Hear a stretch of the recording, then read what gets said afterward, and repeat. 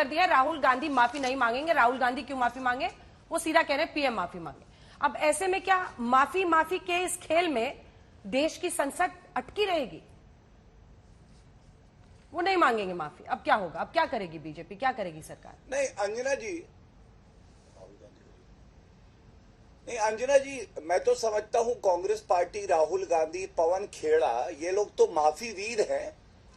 Rafale का judgement है, झूठ बोला राहुल गांधी ने, सर्वोच्च न्यायालय में माफी मांगी, अनकंडीशनल अपॉलॉजी। पवन खेड़ा ने अपशब्द बोले चुने हुए प्रधानमंत्री के लिए, सर्वोच्च न्यायालय में आप देख लीजिएगा वो आदेश, अभी कुछ ही सप्ताह पहले उन्होंने माफी मांगी। अगर आप 2 बार पहले माफी मांग चुके हैं, तो जब आप पूरे लोकतंत्र का अपमान करते हैं, भारत के हर नागरिक का अपमान विदेशी धरती पर करते हैं, तो माफी क्यों नहीं मांग सकते हैं? और मैं एक बात और कह मना कर रहे हैं ना देखिए, सर, मना कर रही है कांग्रेस पार्टी। तो मिल सकती है, कांग्रेस पार्टी कह रही नहीं मांगेंगे माफी, तो अब यही बस माफी का खेल चलता रहेगा। नहीं अंजना जी, अभी देखिए चुनाव आएंगे, और आपने देखा था ना अमेठी में कैसे हारे थे। कांग्रेस की इस वक्त हालत कितनी पतली है, आपने देखा ना। कि कविता का ही बयान ले लीजिए, उन्होंने क्या कहा? उन्होंने कहा कि एक बड़ा क्षेत्रीय दल है कांग्रेस पार्टी, जनता जवाब देगी और ऐसा करारा थप्पड़ पड़ेगा। आप देखिएगा कांग्रेस पार्टी की हैसियत 10 सीटों की नहीं रह जाएगी, इसी वजह से कि गलती भी करते हैं और उसके बाद सीना जोरी भी करते हैं। अब मैं एक और बात उठाता हूं आपके चैनल, ठीक, जल्दी से आप बताइए अंजना जी, कहते हैं मैं भारत तोड़ो यात्रा में कश्मीर गया, वहां मुझे एक आतंकवादी दिखा।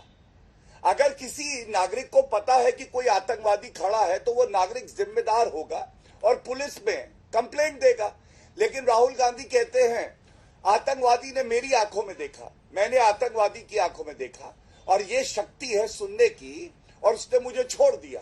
वाह वाह राहुल गांधी। अब आप मुझे बताइए, इस तरह के वक्तव्य, जब कश्मीर इतना संवेदनशील मुद्दा है, आप विदेशी धरती पे जाके देते हैं, तो क्या आप एक जिम्मेदार नेता है? क्या आप एक परिपक्व नेता है? और इसीलिए मैं कह रहा हूं, विरासत में गद्दी तो मिल सकती है, लेकिन बुद्धि नहीं मिल सकती है। विरासत में गद्दी मिल सकती है, बुद्धि नहीं मिल सकती है। उनकी नेता के इस बात का उत्तर ले लीजिए उनसे, उनके नेता की क्या कैपेबिलिटी है, उनको जवाब देने दीजिए, इससे पहले कि आप ये तय करें। सुप्रिया जी, मेरा प्रश्न आपसे ये है कि इधर से माफी की मांग पर पूरी बीजेपी अड़ी हुई है। आज स्मृति ईरानी सामने आई, आप बार बार उनको राउंड डाउन कर रही हैं, लेकिन ये सच्चाई है, उन्होंने अमेठी में राहुल गांधी और पूरी गांधी परिवार की विरासत को शिकस्त दी है, अपने दम पर दी है उन्होंने वहां पर, और उनके पास कोई फैमिली नेम नहीं था। उन्होंने अपनी नींव वहां पर खुद से बनाई, जमीन बनाई, मेहनत की, और वहां पर उन्होंने हरा दिया राहुल गांधी को। अब दूसरी तरफ ये जो मुद्दा बार बार उठ रहा है, इसका कोई तो हल आप लोगों के भी दिमाग में होगा, या आपको लगता है कि इसी तरह से पूरा सत्र धुलेगा? दोनों प्रश्न। क्योंकि आपने उनको लंबा वक्त दिया बोलने के लिए, मैं आशा करती हूं मुझे भी देंगी। सबसे पहले तो मैं रिकॉर्ड सेट कर दूं स्ट्रेट, क्योंकि आपने मुझे टोका और आपने बोला कि मैंने अपशब्दों का प्रयोग किया। A troll according to the Oxford dictionary, someone who leaves an intentionally annoying or offensive message on the internet in order to upset someone or to get attention or cause trouble। इसमें क्या unparliamentary है? आप कह रही हैं गधा और कोई ऑफेंसिव मैसेज छोड़ कर रहा है वो एक बराबर है, डोंकी और ये एक बराबर है। ये आपकी समझ मेरी समझ से पड़े, हो सकता है। मैं सिर्फ ये कह रही हूँ सुप्रिया जी, मैं सिर्फ ये कह रही हूँ कि ऐसे नेम कॉलिंग करने की जरूरत ही नहीं है। आप कह सकती हैं कि स्मृति ईरानी ने जो किया वो गलत है, नेम कॉलिंग, किसी को ट्रोल मंत्रालय, फिर किसी तरह से फूल कहना, ये सब की जरूरत ही नहीं है। फिर वो मुझे समझाएंगे कि मैं तो फूल कह रहा था, मैं तो फला का फूल कह रहा था, फला खिलने वाला फूल कह रहा था। There is no end to it. मैं सिर्फ ये रिक्वेस्ट कर रही हूं कि बिना नेम कॉलिंग के भी बहुत स्ट्रांगली अपनी बात कही जा सकती है। आप अपनी बात पूरी करें। मैं नेम कॉलिंग कभी शुरू नहीं करती हूं, लेकिन अगर दूसरा शुरू करेगा तो खत्म मैं करूंगी, ये मैं बता दूं। फूल नहीं कहा गया था, गधा शब्द का प्रयोग किया गया था। आपने ऑब्जेक्शन नहीं किया, इसलिए मैंने ऑब्जेक्शन उठाया एंड आई रजिस्टर मैंने किया ऑब्जेक्शन, आई ऑब्जेक्टेड। ये स्मृति ईरानी जी हैं, स्मृति ईरानी जी हैं, ये 400 रुपए का सिलेंडर पे प्रोटेस्ट करती थी।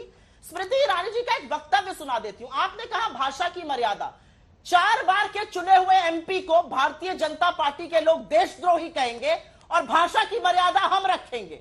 और कौन लोग? जो कैबिनेट मिनिस्टर बने हुए हैं, हरदीप पुरी हो गए या मीनाक्षी लेखी हो गए या अनुराग ठाकुर हो गए, जिनका काम है राहुल गांधी के खिलाफ अपशब्द बोलकर सुर्खियों में बने रहना, नहीं तो उनका कोई अस्तित्व नहीं है अपने बूते पर। आपको लगता है मेरे नेता को देशद्रोही कहा जाएगा और मैं ट्रोल ना कहूं?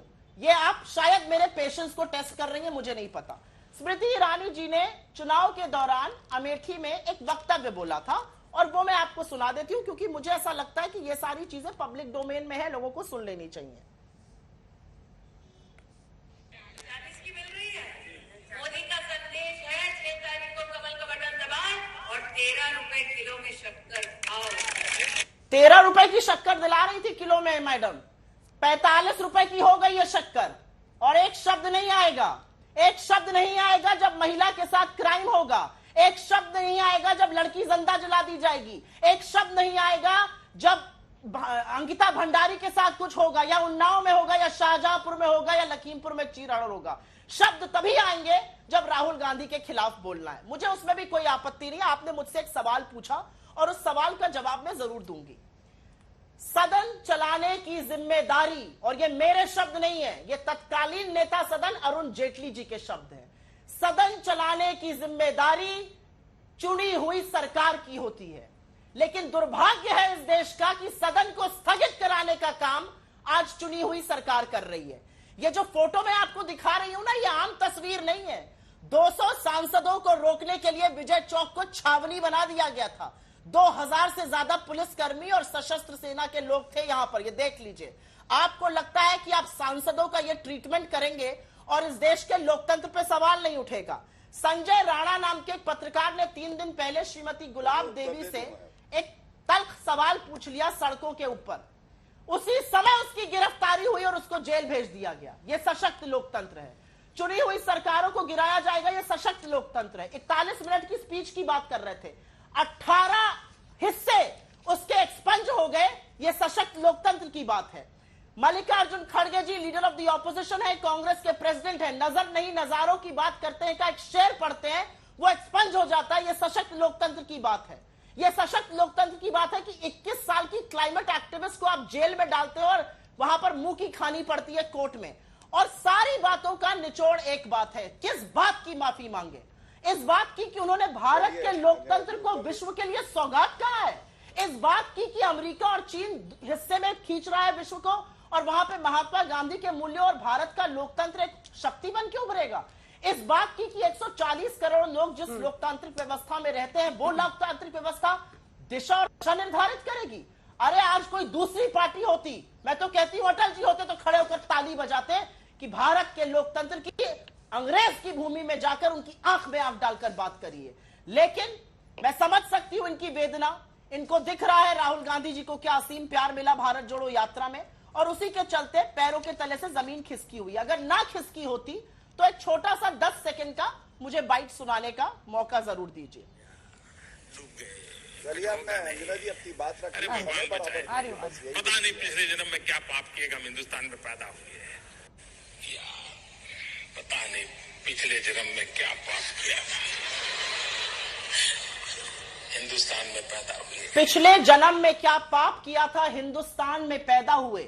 ये वक्तव्य मोदी जी ने दिल्ली शहर में नहीं, चीन में, शंघाई में और सियोल दक्षिण कोरिया में बोला था। आपको लगता है यह देश का गौरव बढ़ाने का काम था? आपको लगता है यह देश का मान बढ़ाने का काम था? आपको लगता है इससे देश का सम्मान बढ़ा? अगर आपको ऐसा लगता है तो इस बहस का कोई मुद्दा ही नहीं है। मुझे ऐसा लगता है कि जब लोग फांसी के फंदे पर झूल रहे थे, भगत सिंह जैसे लोग जो माफीनामे लिखते थे, वो हमें आकर यहां पे पाठ प्लीज मत पढ़ाएं ना राष्ट्रवाद का। मैं समझ सकती हूं आपके डीएनए में सॉरी है और आप सॉरी बुलवाना चाहते हैं, लेकिन हमारे नेता का नाम राहुल गांधी है, राहुल सावरकर नहीं, ये भूलिएगा मत।